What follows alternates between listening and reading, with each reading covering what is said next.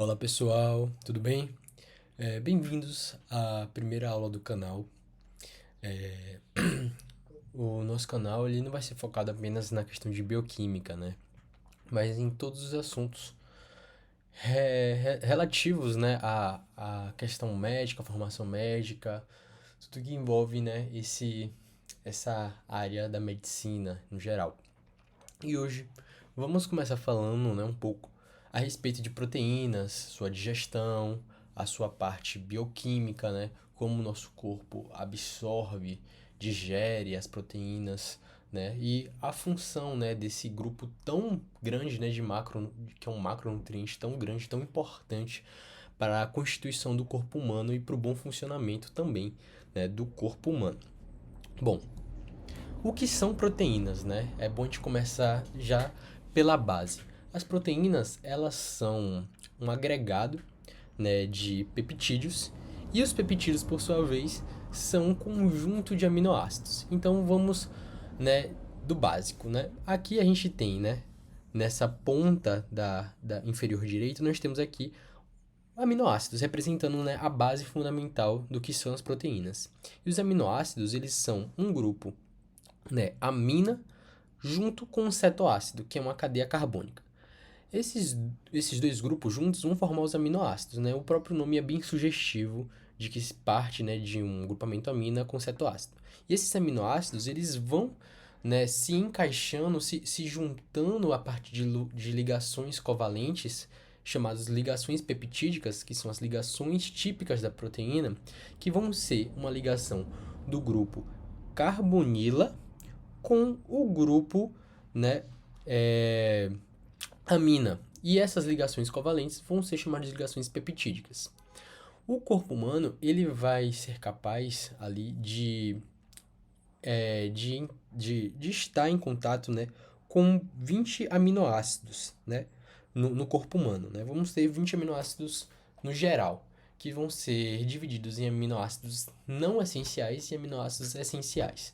Os aminoácidos essenciais, eles vão ser ali basicamente 9, e eles vão compreender aminoácidos que nosso corpo não é capaz de gerar e de formar.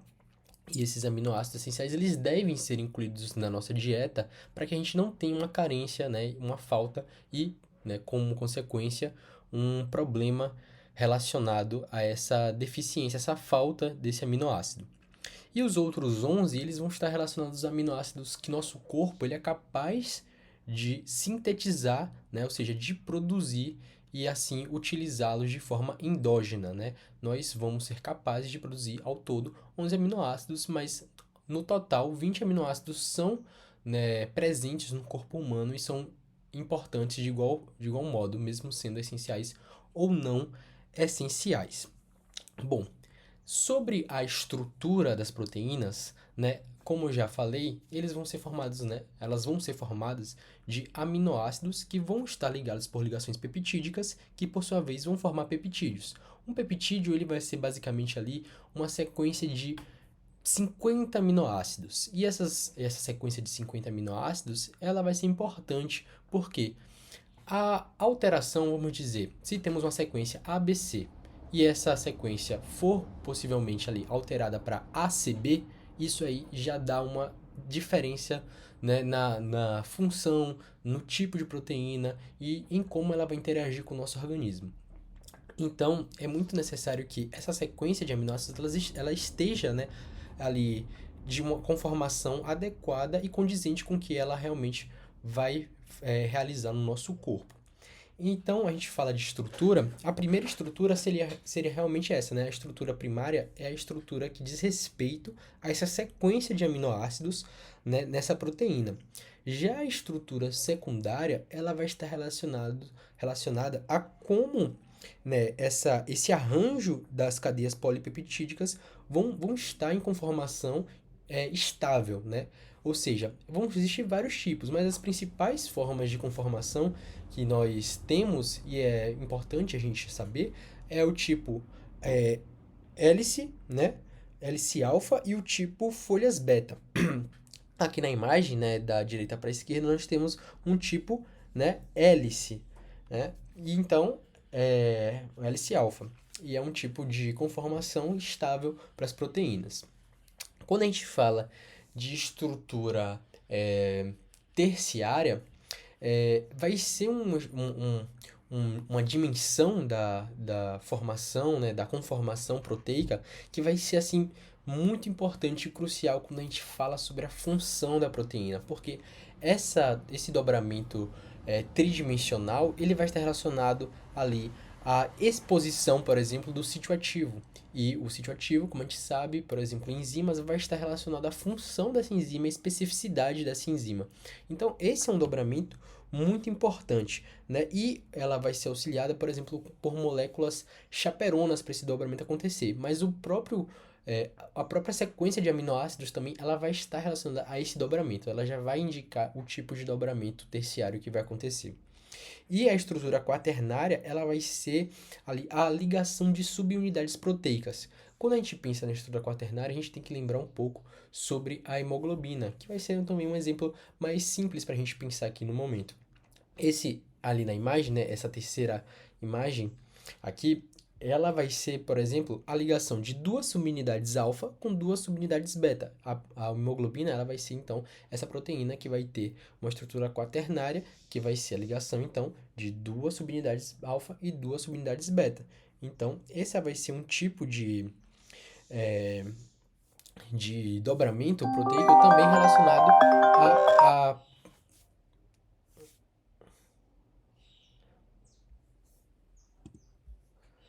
à função da proteína. Vai estar relacionado à função da proteína. Bom, e a importância, né? A gente sabe que as proteínas elas são um grupo vasto de moléculas que vão ter ali funções e implicações importantes no organismo. A gente sabe, por exemplo, que nos anticorpos as proteínas vão ser responsáveis ali pela formação de anticorpos no nosso corpo. Além disso, elas vão ter caráter estrutural, elas também vão estar relacionadas a, a enzimas, né, que vão catalisar reações. Então, ela vai ter uma vasta função e importância no nosso corpo. Bom, a digestão e absorção das proteínas, né? Como a gente sabe, o nosso corpo, ele tem uma quantidade de proteínas, mas ele também, né, na nossa dieta, a gente ingere uma quantidade de proteínas para serem ali utilizadas pelo nosso corpo. Mas é um fato muito importante que você não deve esquecer, que diferentemente do que acontece, né, com a digestão e absorção de carboidratos e a digestão e absorção de lipídios, as proteínas, elas na sua digestão e absorção, elas não são armazenadas, né? Os aminoácidos, eles não são armazenados como a glicose, né, com glicogênio, e como os lipídios com os ácidos graxos, né, os triacilgliceróis. Então, os aminoácidos, eles não são armazenados. E a digestão e a absorção, né, vai começar justamente pela ingestão, né, ali pela boca, a deglutição, e quando a chegada dessa proteína no estômago, né, a chegada do bolo alimentar no estômago em geral, vai estimular ali, né, o estômago a produzir HCl. O HCl, né, que é o ácido clorídrico, ele tem um pH baixo e ele estimula que as células principais, né, o HCl que é produzido pelas células parietais do estômago, como a gente sabe, vai estimular as células principais a produzirem o pepsinogênio, que é um zimogênio, ou seja, está na sua forma inativa. Porém, esse zimogênio, logo quando ele entra em contato com essa acidez do ácido clorídrico, vai estimular ali a ativação do pepsinogênio em pepsina. E a pepsina, por sua vez, vai ali, né, catalisar as reações, né, de hidrólise da proteína. A pepsina ela é uma endopeptidase, ou seja, é uma proteína, é uma enzima proteolítica que atua nas ligações mais internas. Então, ela não vai ter uma capacidade ali máxima de fragmentação da proteína em aminoácidos. Ela vai atuar mais em algumas ligações específicas para quebrar ali essa proteína em alguns peptídeos menores, mas ainda não em aminoácidos livres. Bom, com essa primeira quebra acontecendo no estômago, esse bolo alimentar ele vai ser ali transferido, né, para o intestino delgado, mais especificamente ali na porção do duodeno. E na porção do duodeno, a gente tem que lembrar ali da atuação, vai ser a atuação mais forte e mais crítica e crucial da digestão e absorção das proteínas, porque vai ser onde o suco pancreático, produzido pelos ácidos pancreáticos, que vai ser a porção exócrina do pâncreas, vão produzir ali, então, né, os chamados, as enzimas proteolíticas pancreáticas, né? Algumas delas vão ser o tripsinogênio, as carbopeptidases, a elastase e também outros tipos. Só que no pâncreas, eles também vão ser gerados na forma de zimogênios, isto é, na sua forma inativa, porque senão, imagine, essas enzimas proteolíticas no pâncreas, se fossem, né, já na sua forma ativa, elas iriam autodigerir o pâncreas. Isso não seria algo muito bom. E isso, por exemplo, vai ser uma questão que vai gerar ali o quê? Quando isso não ocorre de forma correta, a pancreatite aguda, que vai ser essa realmente, essa autodigestão pancreática, né, pelas suas próprias enzimas produzidas, né, na sua forma ativa. Mas, de uma forma assim, de ideal funcionamento, o pâncreas ele vai gerar, então, ali enzimas que vão conter, que vão estar dentro, né, do suco pancreático e vão ser liberadas ali na porção do duodeno. Quando essas enzimas pancreáticas chegam no duodeno, elas vão ser ativadas pelas enterocinases que são produzidas pelos enterócitos. Então, os enterócitos ali, né, quando vão liberar essas enteroquinases, elas vão ativar as enzimas proteolíticas produzidas pelo pâncreas, né? O tripsinogênio passa a se tornar tripsina, e a tripsina ela vai ser ali o início, né? Vai ser ali o pontapé que vai dar ali toda a ativação também das outras enzimas proteolíticas. As carbopeptidases, elas vão ser enzimas pancreáticas, né? Que também vão ser proteolíticas, que vão estar relacionados à porção mais externa da digestão das proteínas. Elas vão ser exopeptidases. E então, essa atuação da tripsina, das endopeptidases no geral e também das exopeptidases vão fragmentar, então, essa atuação das enzimas então vão fragmentar cada vez mais essas proteínas, né? Ali dividindo elas em frações menores de oligopeptídeos e aminoácidos livres. E é interessante que, diferentemente também da glicose e dos lipídios, as proteínas elas podem, em algum grau, passarem nas suas formas ainda de oligopeptídeos, né? Que vão ser ainda fragmentos um pouco maiores que os aminoácidos. E isso vai ser interessante porque isso não acontece muito nos adultos, mas nas crianças, isso vai estar relacionado ao aleitamento materno, que quando, né, ali carregado de anticorpos, eles não vão ser totalmente ali degradados e vão passar ali como forma de oligopeptídeos, facilitando também a imunização do bebê. Isso é algo muito interessante. Bom, com esses aminoácidos ali, né, já com as proteínas digeridas e os aminoácidos de forma livre, esses aminoácidos eles vão ser, né, pela borda em escova, né, pelos enterócitos, eles vão ser absorvidos em um tipo de transporte muito semelhante ao que acontece com a glicose, que vai ser o simporte com os íons sódio. E isso vai levar ele para dentro das células dos enterócitos, que por sua vez vão também enviar esses aminoácidos para o sangue. E além disso, os oligopeptídeos eles podem passar por um processo de trans de transcitose, que vai ser justamente a endocitose e a exocitose de forma contínua. Então, ele apenas passa diretamente ali pela célula, né, com o intermédio dela, mas sem reagir ali com nada dentro do citosol celular. Bom, então isso é um apanhado assim mais geral, mais por cima, né, sobre digestão e absorção das proteínas. E agora a gente tem que precisar falar que as proteínas elas vão ser digeridas ali também, né, dentro da célula. Elas não vão ser apenas ali desse processo digestório, do sistema digestório em si, mas dentro das próprias células, elas vão ser também digeridas. E o que acontece? Como eu já falei, as proteínas, diferentemente, né, os aminoácidos, diferentemente dos, dos carboidratos e dos lipídios, eles não são armazenados. E por eles não serem armazenados, o nosso corpo, ele ali, com o que tem, né, num estado de homeostase, ele vai ali pegar proteínas, né, vão degradá-las e com os componentes degradados, formar novas proteínas. E como isso vai acontecer intracelularmente?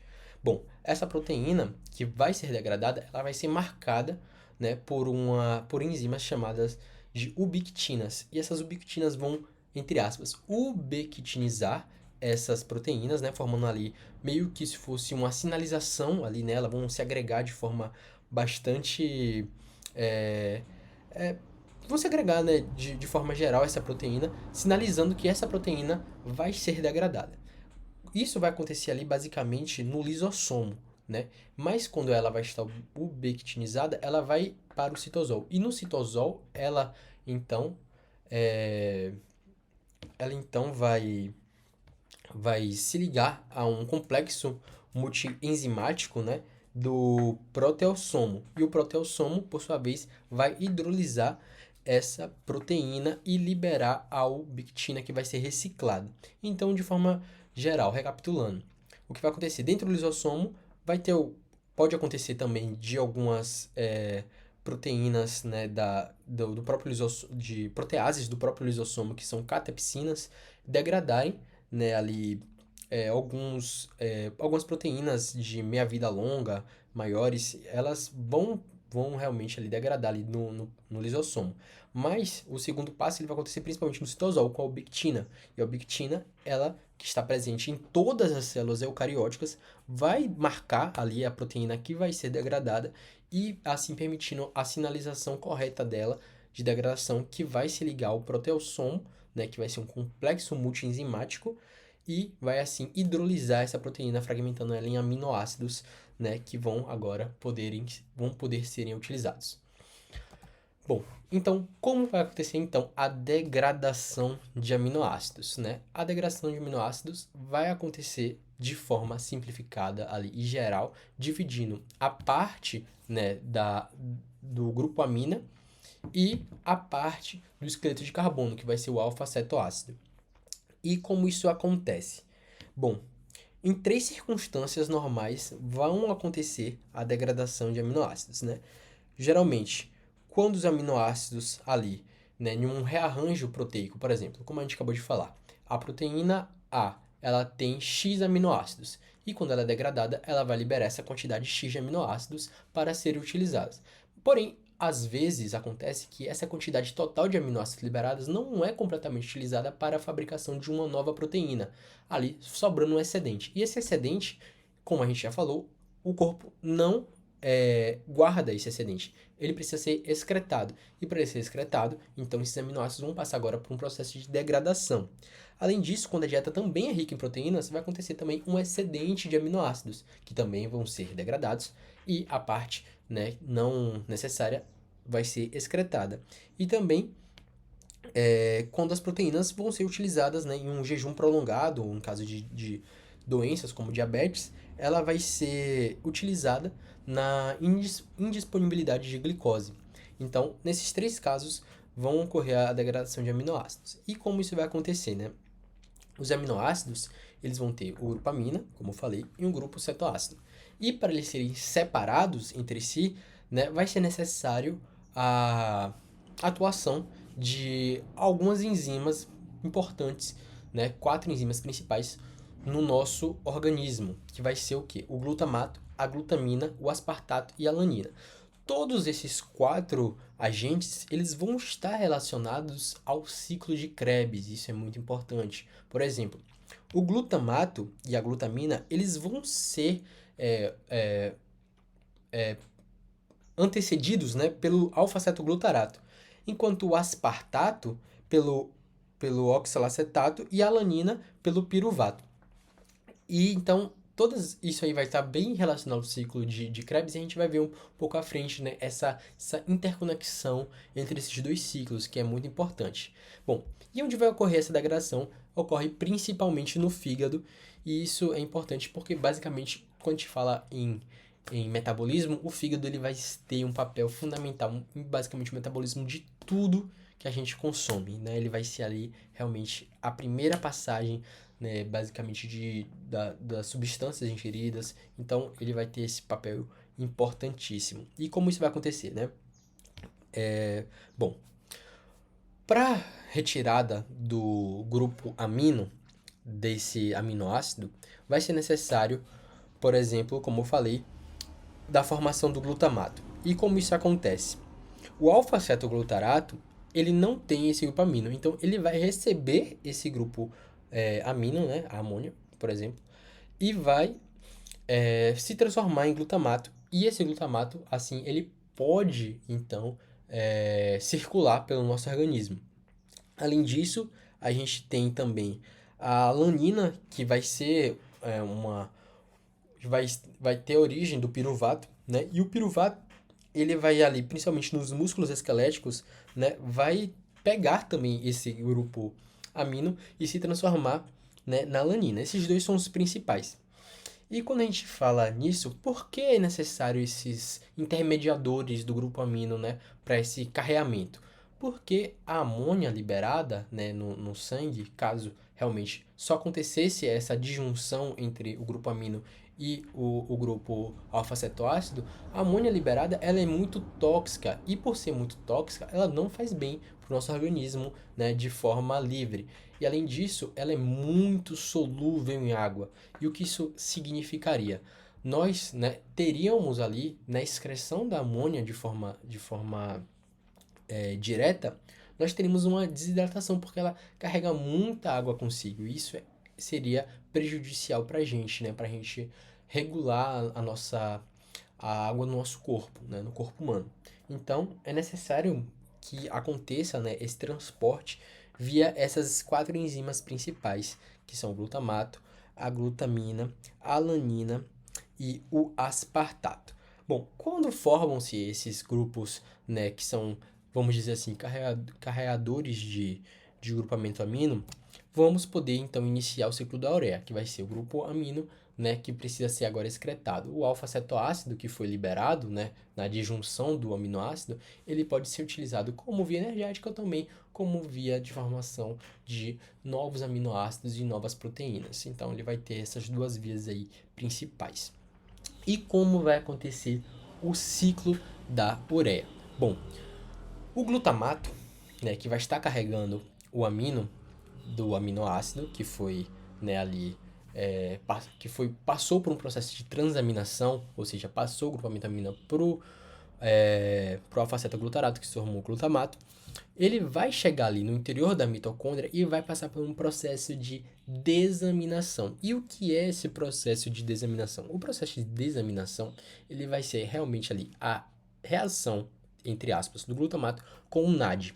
Essa reação vai fazer com que libere um grupamento, amônia livre dentro do interior da mitocôndria e se forme NADH+, né, e libere ali a fração que não é amônia do glutamato, que no caso é o alfa-cetoglutarato. O alfa-cetoglutarato vai, né, ser liberado e a amônia agora ali dentro do interior, né, dentro do interior não, né, dentro da mitocôndria vai reagir com o quê? Com o gás carbônico. E quando ela reage com o gás carbônico, a partir de uma enzima chamada carbamoil fosfato sintase, né, que vai requerer ali um custo de 2 ATPs. O primeiro ATP para fazer a ligação e o segundo ATP para doar o grupo fosfato, vai se formar o carbamoil fosfato. O carbamoil fosfato agora ele já possui um grupo amino, só que a ureia a gente sabe que tem dois grupos amina na sua composição. Então, para isso, né, essa primeira reação que aconteceu, agora vai para uma nova reação, que vai ser a reação do carbamoil fosfato com a ornitina, formando a citrulina. A citrulina, que ainda tem um grupo amina, vai ser possível que ela passe do interior mitocondrial para o citosol celular. E no citosol celular, a citrulina ela vai passar por um processo de condensação com gasto de ATP. E esse processo de condensação da citrulina com o aspartato vai se formar, então, ali o arginino succinato. E o arginino succinato, ele assim vai ter dois grupamentos aminas, que vai ser um grupamento amina do aspartato, que também é um carregador, né, um intermediário que carrega o grupamento amina que a gente já viu, e o aspartato, ele tem origem de quem? A gente sabe que é do oxalacetato. Então, esse aspartato, ele vai, né, ser condensado com a citrulina, formando o arginino-succinato, que é essa reação aqui de baixo. Ele vai ser condensado e o arginino-succinato, ele vai ser clivado, né, através, né, por meio de uma enzima, né, e vai ser então liberado fumarato e arginina. O fumarato, a gente sabe que faz parte do ciclo de Krebs. Então, esse fumarato ele volta para mitocôndria e é convertido em malato para seguir o ciclo de Krebs. E a arginina vai dar ainda continuidade a esse ciclo da ureia e vai ser clivada pela arginase. A arginase, então, vai dividir, né, esse grupo aqui, que vai ser a ureia liberada, e vai liberar esse outro grupo aqui, que vai ser a ornitina. A ornitina, então, volta para o ciclo, né, reiniciando essa cadeia, enquanto que a ureia vai ser eliminada, vai ser excretada, e assim, né, vai para o sangue, né, e vai passar ali agora para o sistema excretor, que vai dar conta dessa ureia gerada. Então, é basicamente isso, o ciclo, né, da ureia, né, e sobre as proteínas e como elas são digeridas, absorvidas, como os aminoácidos também são degradados e utilizados, e também sua parte, né, de nitrogênio é excretado.